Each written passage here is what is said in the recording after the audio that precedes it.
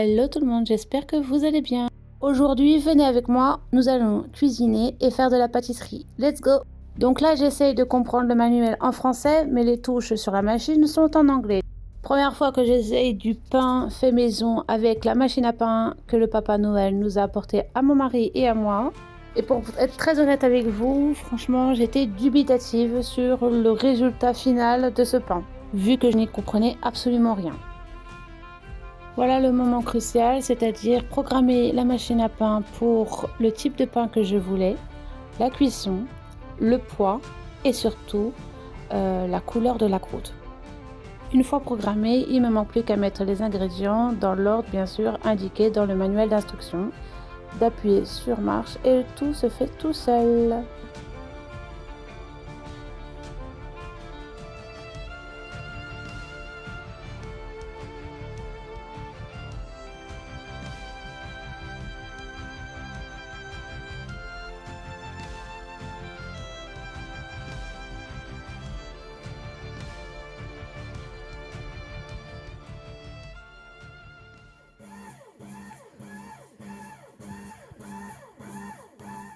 Et voici le résultat. Il faut savoir que pendant que le pain cuisait, je me suis également amusée à préparer le dessert de ce soir qui est de la semoule de lait.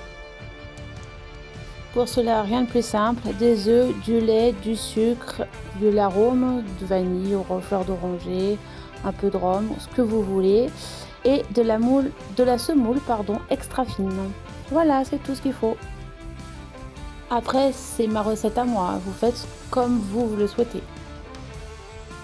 Pour ceux et celles qui me demandent combien de temps j'ai mis à cuire, c'est simple, une fois la semoule mise, j'attends que ça épaississe. Une fois que c'est épaissi comme je veux, c'est-à-dire que vous voulez un peu de lait, de surplus de lait, sachant qu'en refroidissant, la semoule va continuer à absorber l'humidité du lait. Sachez que moi, ça m'a pris que 5 minutes. Une fois tout transvasé dans le moule adéquat, je laisse refroidir tranquillou tranquillette. Bon alors, le menu de ce soir, c'est quiche Lorraine, poireaux, curry, maison, sauf bien sûr la pâte parce que franchement, flemme. À ce stade, j'ai mon pain qui est en train de toujours de cuire, j'ai mon dessert de prêt, donc là, vous allez me voir préparer ma quiche Lorraine au dés de volaille fumé et poireaux curry. Alors comme je venais de ranger et de nettoyer ma cuisine, chaque fois que j'utilisais quelque chose, je le nettoyais. C'est pour ça que de temps en temps, vous me voyez de dos. Une fois l'appareil à quiche terminé, il me reste à cuire les poireaux au curry, que j'hésite pas à en mettre parce que j'adore le curry.